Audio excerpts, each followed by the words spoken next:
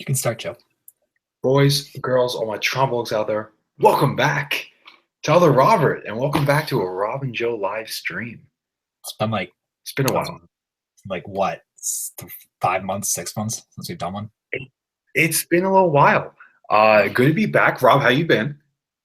I'm good. It's not like I don't talk. It's not like I don't talk to you. So, or actually, I do. I don't talk to you. So it's good to see you.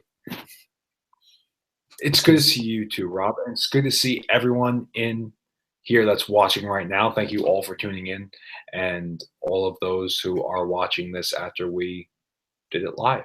So we are talking The Walking Dead season 7B premiere, Rock in the Road, Yep. which some people would refer to as 7A. But I thought 7A was a very strong first half of the season. And I think with 7B, I think it was a great start to the season. What do you think? It's off to a very good start. I liked it a lot. I enjoyed it. It's a build up. They're going after Negan. The end was really cool. Yeah. I like Yeah. it. Yeah, definitely. I mean, we both saw the Talking Dead recap, and he literally recapped the episode in like 4 seconds, which was hysterical. Like, he literally said every major plot point that went on, and I really liked it. It was a good build up though. I thought it was a good episode. Although you're saying, it was a build up to kind of get the ball rolling, and although it was, I think it was very effective in what it was doing. I thought the initial confrontation between Rick and Ezekiel was everything that I think we were kind of expecting. I think it was great. The scenes with Gregory, we kind of got to go all over the place, and we even got to see Simon in there for a few minutes.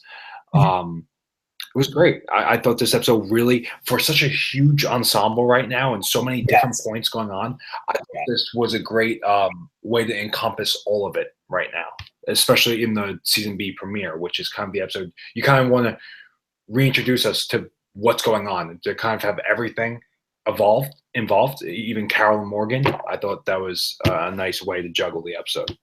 Yeah, they minus Jeffrey Dean Morgan, who didn't make an appearance in the episode. It really was able to get everyone in, more or less, who's the main character, and have all the scenes feel relevant and not like forced. Like, even the Carol scene I really liked, which absolutely. I mean, it wasn't much from Carol. It was it was Carol just kind of being this hardened kind of hunter that she's become. And give it, and I think, as she always does. Yep. And I think we're going to get a lot more from her this half of the season. I think she's going to start becoming a major player again. I mean, what do you think? I mean, I'm kind of skipping all over the place here, but we saw them in the teaser. We're referred to, everyone online is referring to them as the Garbage Patch Kids or the Garbage Pail Kids. What do you think? I don't see ending. But what do you think of where we're at now with where the episode ends? The end of it, with Rick smiling at them, like, he makes you think, oh, he thinks he's found his saviors to stop the saviors. But cinematically, they're dressed in all black, and generally when a character is dressed in all black, it's not a good sign, and you just know that something bad's going to happen. So he may. Rick, doesn't know he's in a TV show, so he doesn't know they're going to betray him, which I'm guessing is going to happen. Yeah, I mean, he can't go like, okay, they're all dressed in black, it's going to be bad. They don't exactly have. No, but of course not. That would break it. But I can tell. Like, if I watch the next few episodes, they're gonna be the anti-saviors to them. They're gonna go join the saviors. It's just gonna happen. I love how they came in. And I don't know if you got to watch the promo at the end of it. But there was a zombie covered in like with the spikes. Yeah, the spikes. Yeah, it looked really cool. So I actually really want to see that. Yeah, very innovative of this new group. I'm very curious with what this new group has to offer. We've already seen the Ocean Side and what their kind of gimmick was with all the it being a woman centric community, and then we also see the Kingdom, where it's a kingdom centric community. Yeah, with the tiger and a castle background, and they call him the king and everything. Yeah, and he speaks with the whole gimmick on, right? Yeah.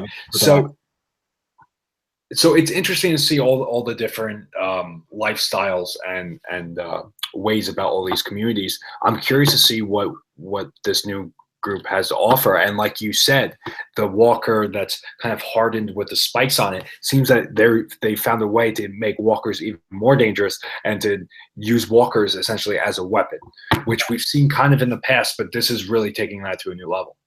Speaking of walkers, let's talk about probably the coolest scene of the episode, or the most action-packed scene of the episode involving the walkers. I think that was Yeah. that was definitely like the high point, because as we were watching it, we kind of both went, wow, like they're always even in season 7 they're improving on ways to kill the walkers. It was just so cool. Yeah. I mean, Yeah. No. they took 2 cars and like a wire and just cut through the whole herd. Yeah. No. It was very, very creative, and it was fun to watch, and it's something that I feel like the last half of the season. I mean, obviously, it was thematically depressing and kind of, you know, kind of morbid in a way, and just kind of very depressed. Where we didn't really get to see that last half of the season because it didn't really fit. Everything was kind of going to the lack of hope and all the despair and everything. So we kind of got away from that for a little bit, but now just to kind of see this intensity back, and that's what I'll use, especially with that scene that was intensity in a very physical way, whereas with the rest of the episode it was very intense in terms of, like I said, kind of going to all these different places, kind of juggling everything that they have going on. It's very intense. It was a literal, in a way. Emotional intensity between the characters, like when they were just dialogue, like just the setting in their discussions, and then it was a physical intensity. It was 2 different forms of intense. Right. We even had dynamite. Really had dynamite. Yeah, it was really cool. Yeah, so definitely a very strong episode to start off. I mean, is it the best half of season premiere? No, but I mean, this did exactly what it should have done to set the table for the rest of the season. I mean, I really, I mean, as like someone who like just casually watches the show, I think it's a really strong episode. Personally. Yeah, no, it was definitely, I thought, a good episode, and it was definitely something great to kind of hook the fans in who kind of maybe watch one every few episodes or something. Really kind of hook them in to show them, what you have to look forward to for the rest of the season. A big question. Yeah. What was that?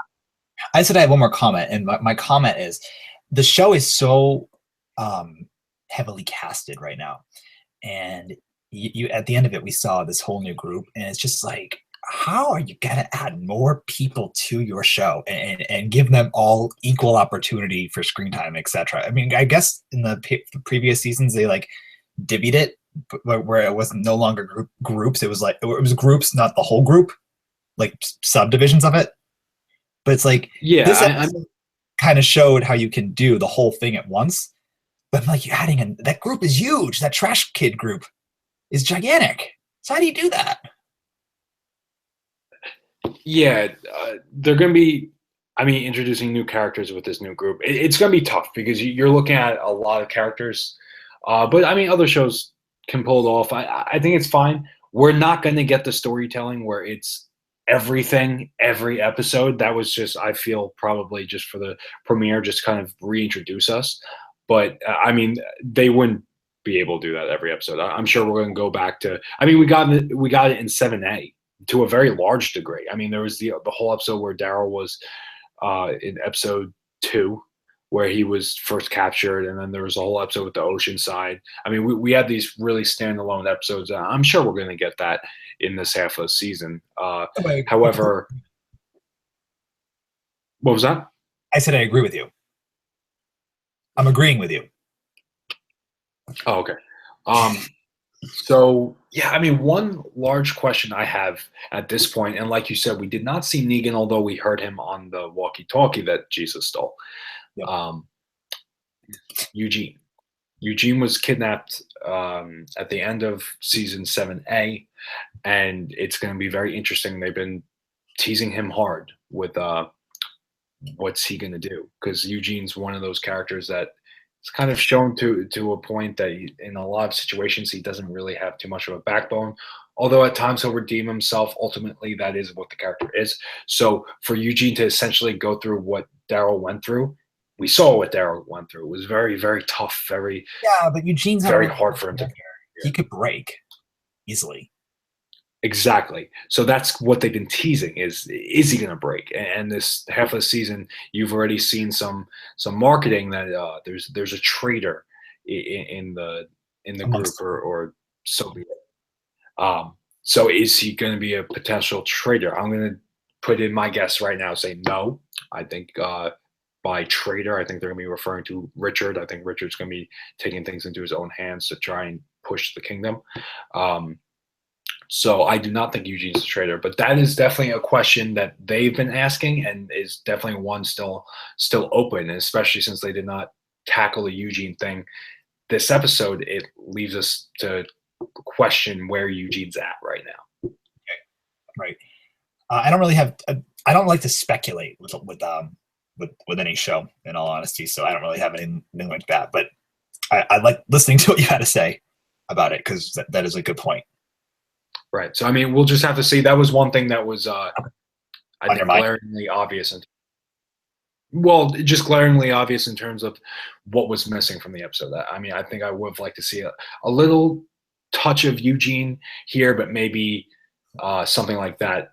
It warrants more time. So I get it, and I'm looking forward to seeing Eugene hopefully next week. Yeah, me too. I think we have a good episode ahead of us, which is exciting. So I'm looking forward to it. I think this entire season will be pretty good. Yeah, no doubt. I have high expectations. We do have a comment that I do want to just tackle real quick from Dr. Killer _. Was the group at the end of the episode not the same all-female group from earlier in the season? That is a good question. I don't believe it is, Dr. Killer. That was the Oceanside group. That was kind of a fishing community of all women. This one, was there all women? I thought I saw some men in there. Well, there were guys in there. For this one. They were dudes. I'm positive. Yeah.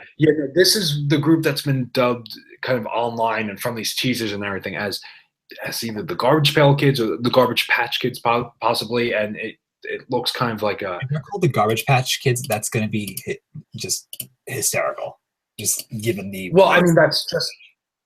That might not be their official name. That was just kind of what's kind of the nickname right now. But no, it is definitely a different group, and at this point, it starts to become okay. How many groups are they going to have here? But that's what I was saying earlier. It's like you have It's like I feel like you have way too many, but whatever. It's The Walking Dead.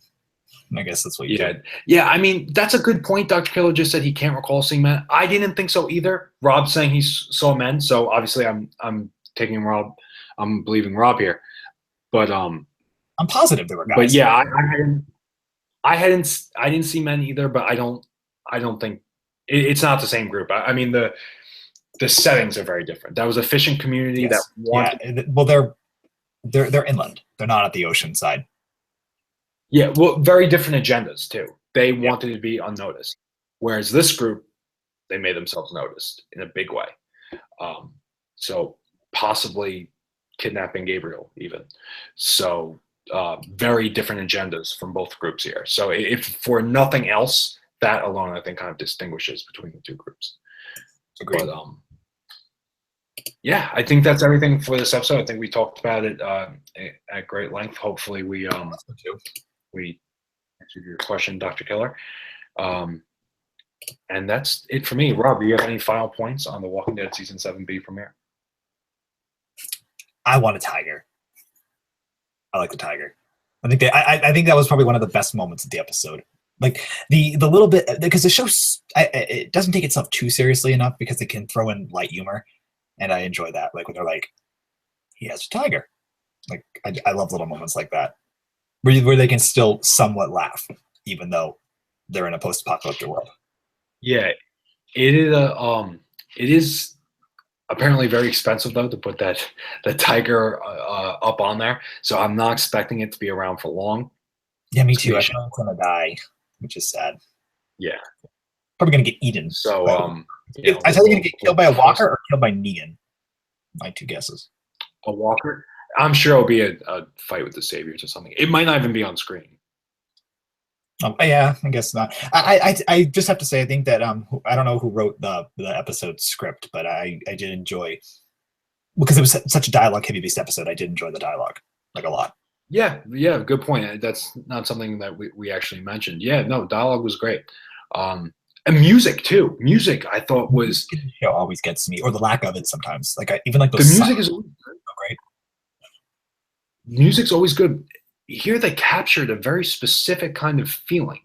This kind of broken but coming back. It's weird how well they were able to capture it with the music this episode. I loved it.